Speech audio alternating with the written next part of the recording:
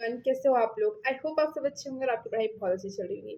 मैंने अपने एस्टेट का पेपर 1 और पेपर 2 दोनों ही एग्ज़ाम दे दिए। एस्टेट मेरा क्लियर हो जाएगा और एस्टेट 2 में थोड़ा-सा डगमग है, तो उसके बारे में मैं सोच भी नहीं रही हूँ। अब मेरा टारगेट सामने 2 है एग्ज़ाम। एक है सीटेट का जो एंट्रेंस एग्ज़ाम होता है वो और एक बीपीएससी का एग्ज़ाम जिसमें मुझे गवर्नमेंट जॉब मिलेगी। तो जैसे कि बीपीएससी के एग्ज़ाम के लिए मैं एलिजिबल हो गई हूँ और उसमें क्या है कि मैं अगर अच्छे से प्रिपरेशन कर लेती हूँ तो मेरी जॉब लग जाएगी। और सेकंड है सीटेट, अगर सीटेट क्वालीफाई कर लेती हूँ तो इसके बाद फिर यूपी में वैकेंसी निकलने वाली है, आप लोग को पता चल गया होगा। यूपी टेट भी होगा, यूपी की सुपर टेट भी आएगी। तो उसमें ना मुझे अप्लाई करना बहुत इम्पोर्टेंट है क्योंकि मैं बेसिकली यूपी में रहती हूँ, तो यूपी में ही जॉब मिल जाए तो अच्छा है। बिहार में तो आप जानते हैं कि अगर आपकी जॉब लग भी जाती है तो आपको कितने दूर-दूर अररिया वगैरह जो एकदम नेपाल की बॉर्डर के पास है, वहाँ मेरी एक फ्रेंड का प्लेसमेंट हुआ है, तो बहुत दूर-दूर मतलब ट्रांसफ़र होते रहता है और हम लोग 2 साल तक प्रोविज़नल पीरियड में रहते हैं बीपीएससी का जब एग्ज़ाम हम जैसे क्वालीफ़ाई कर लिए, हमारी जॉब लग जाती है, तो 2 साल प्रोविज़नल पीरियड रहता है, तो उसमें ट्रांसफ़र भी होते रहता है। तो ये बहुत बड़ा एक काम ख़राब है उसमें, तो मैं नहीं चाहती कि मेरा कहीं दूर हो, इसलिए अगर यूपी टेट होगा तो उसमें मैं अप्लाई ज़रूर करूँगी, जिसके लिए मुझे सीटेट क्वालीफ़ाई करना ज़रूर होगा। अगर जो मेरी व्लॉग्स पहले से देखते हैं, वीडियो देखते हैं, तो उनको पता होगा कि मैंने 2 बार सीटेट दिया है, बट अनफॉर्चुनेटली किसी कारण से नहीं हो सका। 84, 85, 77 ऐसे ही मतलब ऐसे ही रुक जाता है। मैं जनरल कैटेगरी से हूँ, तो मुझे 90 नंबर ज़रूरी है लाना।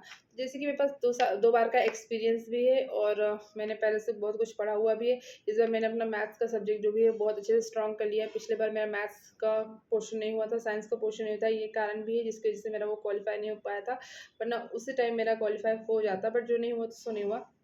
अब 20 दिन बचे हैं समझ के चलिए, क्योंकि 20 टू 23 डेज़ है, तो आज 14 हो ही गया। मान के चलिए कि 20 दिन है हमारे पास। 20 दिन में भी हम अच्छा खासा पढ़ सकते हैं और पेपर निकाल सकते हैं। बट वही 20 दिन में पेपर निकाल सकते हैं जिन्होंने पहले से कुछ पढ़ के रखा हो या जिसने पहले भी अटेम्प्ट दिया हो। तो क्या है, सब्जेक्ट से फ़ेमिलियर रहते हैं। तो जो सब्जेक्ट से फ़ेमिलियर रहता है वो एग्ज़ाम 20 डेज़ में क्वालीफ़ाई कर सकता है।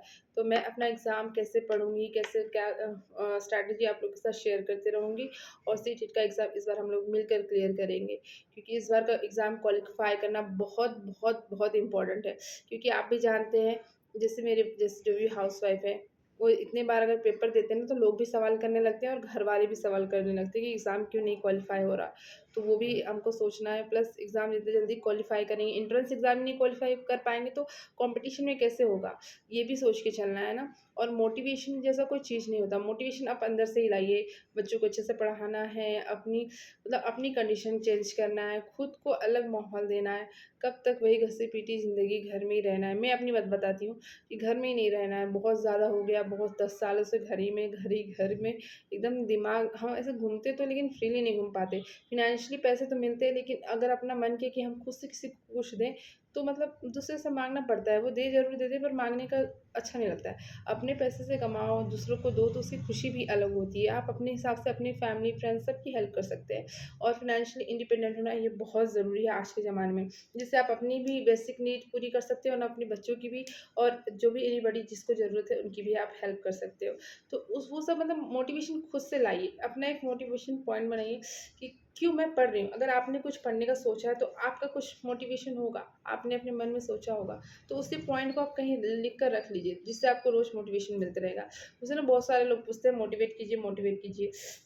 मोटिवेशन अगर कोई करेगा ना आपको सिर्फ़ 5 मिनट के लिए आएगा, उसके बाद आप भूल जाओगे। अगर आपको इनर मोटिवेशन होगा ना, तो आप अपने आप को फ़ोर्स करोगे, नहीं मुझे पढ़ना है, मुझे पढ़ना है। आपको पढ़ने का मन नहीं कर रहा तो आप उस मोटिवेशन पॉइंट को लेकर खुद को फ़ोर्स करिए कि मुझे पढ़ना है। तो इस तरह से आप पढ़ेंगे।